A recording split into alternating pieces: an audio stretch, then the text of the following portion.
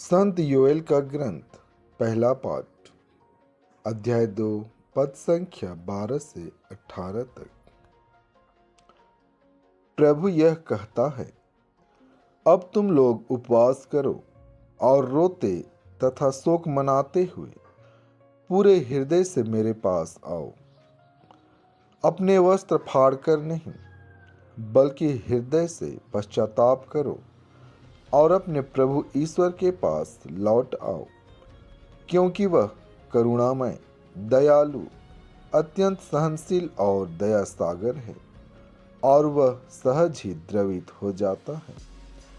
क्या जाने वह द्रवित हो जाए और तुम्हें आशीर्वाद प्रदान करे। तब तुम लोग अपने प्रभु ईश्वर को बलि और तर्पण चढ़ाओगे।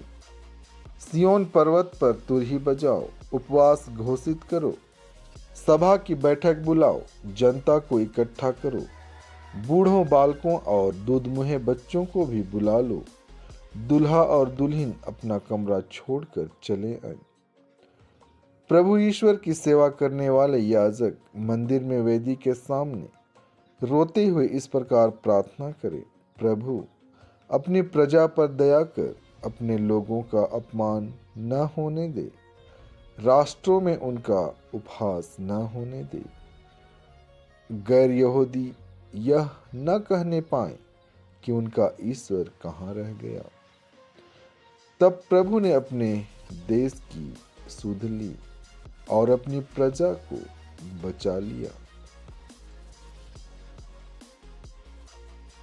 दूसरा कुरिन्थियों दूसरा पाठ अध्याय 5 पद संख्या 20 से 21 और अध्याय 6 पद संख्या 1 से 2 तक। इसलिए हम मसीह के राजदूत हैं, मानो ईश्वर हमारे द्वारा आप लोगों से अनुरोध कर रहा हो। हम मसीह के नाम पर आपसे यह विनती करते हैं कि आप लोग ईश्वर से मेल कर लें।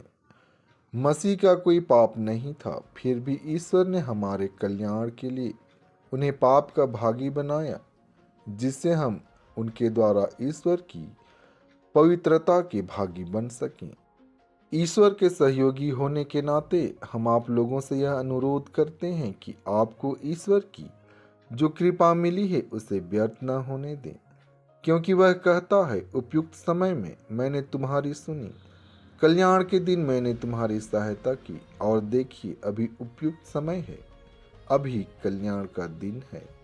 संत मती का पवित्र सुसमाचार अध्याय 6 पद संख्या 1 से 6 और 16 से 18 तक। सावधान रहो, लोगों का ध्यान आकर्षित करने के लिए अपने धर्म कार्यों का प्रदर्शन न करो, नहीं तो तुम अपने स्वर्गीय पिता के पुरस्कार से वंचित रह जाओगे। जब तुम दान देते हो तो इसका ढिंढोरा नहीं पिटवाओ। ढोंगी सभागृहों और गलियों में ऐसा ही किया करते हैं, जिससे लोग उसकी प्रशंसा करें। मैं तुम लोगों से यह कहता हूँ, वे अपना पुरस्कार पा चुके हैं। जब तुम दान देते हो तो तुम्हारा बायां हाथ यह न जानने पाए कि तुम्हारा दायां हाथ क्या कर रहा है। तुम्हारा दान गुप्त रहे, और तुम्हारा पिता जो सब कुछ देखता है तुम्हें पुरस्कार देगा। ढोंगियों की तरह प्रार्थना नहीं करो। वे सभागृहों में और चौकों पर खड़ा होकर प्रार्थना करना पसंद करते हैं, जिससे लोग उन्हें देखें। मैं तुम लोगों से यह कहता हूँ, वे अपना पुरस्कार पा चुके हैं। जब तुम प्रार्थना करते हो तो अपने कमरे में जाकर द्वार बंद कर लो और एकांत में अपने पिता से प्रार्थना करो।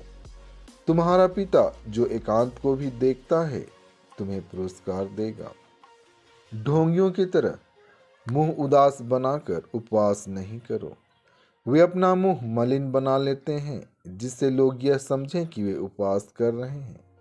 मैं तुम लोगों से यह कहता हूँ, वे अपना पुरस्कार पा चुके हैं।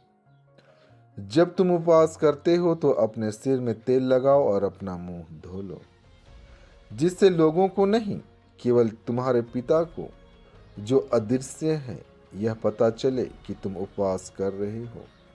तुम्हारा पिता जो अदृश्य को भी देखता है तुम्हें पुरस्कार देगा। आमीन।